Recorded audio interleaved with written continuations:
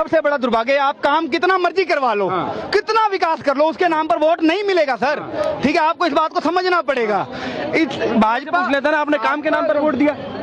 नहीं, ऐसा कुछ नहीं। काम के नाम पर दिया कि समाजवादी पार्टी पसंद है? सिर्फ समाजवादी पार्टी मुझे पसंद है, काम तो फिलहाल मोदी जी काम नहीं करती रही वोट नहीं है। मिलता कुछ मोदी जी ने काम किया, जो काम उधर से मिलता रहा है हम लोगों को अखिलेश की तरफ से, वो काम मुझे नहीं मिल पाया। जैसे 5 काम, जैसे कि हर चीज में क्वालिटी रही है। जैसे कि टेबलेट में इन लोगों ने फोन बांटे, जो क्वालिटी इसकी कमजोर, मतलब इसकी वो क्वालिटी नहीं रही, उसकी क्वालिटी जो रही है फोन बांटे। हाँ, अच्छा, और क्या बांटे?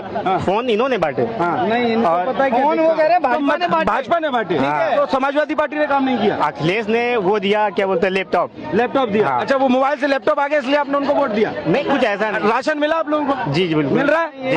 आवास मिला? जी मिला। आयुष्मान कार्ड है? हाँ है। तो फिर वोट नहीं दिया? वोट सर एक सेकंड, सब दे दो पर वोट ये इसलिए नहीं देंगे क्योंकि एक इनको देखना है कि हमें वोट देना किसको है। आप ये हैरानी की बात है कि इनको आवास मिला, सुरक्षा मिला। आज उत्तर प्रदेश में यही भाई खड़े हैं, आप इनसे पूछ लीजिए कि उत्तर प्रदेश की कानून व्यवस्था कैसी है। अखिलेश यादव के टाइम पे दंगे होते थे, लुटेरे वहाँ पर घूमते थे, भ्रष्टाचारी घूमते थे, दंगाई घूमते थे, वहाँ के बड़े बड़े क्या नाम है अतीक अहमद जैसे लोग दंगे फैला रहे थे, विकास दुबे जैसे लोग ये काम कर रहे थे। उन लोगों को योगी आदित्यनाथ ने खत्म किया, आपके परिवार को सुरक्षित किया।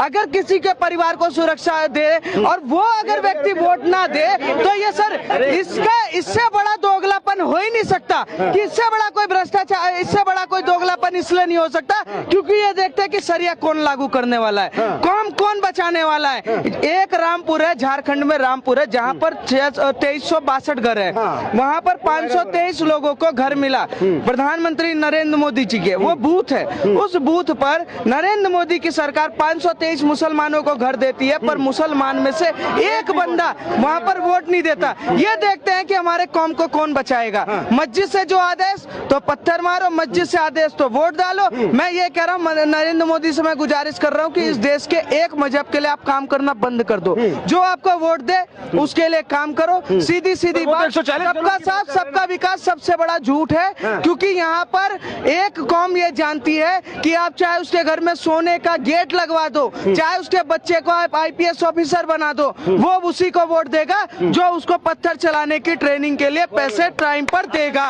इसके अलावा कोई नहीं है। नरेंद्र मोदी कहते हैं कि एक हाथ में कुरान एक हाथ में कंप्यूटर, पर अखिलेश यादव कह देते हैं कि एक हाथ में कुरान एक हाथ में पत्थर। तो ये कहते नहीं वो सही है, हम उसको वोट देंगे क्योंकि उसने हमें पत्थर चलाने की ट्रेनिंग दी। नरेंद्र मोदी अनपढ़ है, नरेंद्र मोदी सरकार नहीं चला सकता, नरेंद्र मोदी तो पागल है। विकास करके क्या फायदा? सड़कें बना दे, हॉस्पिटल बना दे, इलाज भी कराएंगे, घर में राशन भी खाएंगे और लेटरिन में उसी के जाके हागेंगे और वोट के टाइम पे साइकिल का बटन दबा के कहेंगे जी हमें पत्थर की ट्रेनिंग तो अखिलेश यादव ने मदरसे में दिलवाई, तो हम तो उसको वोट देंगे ना।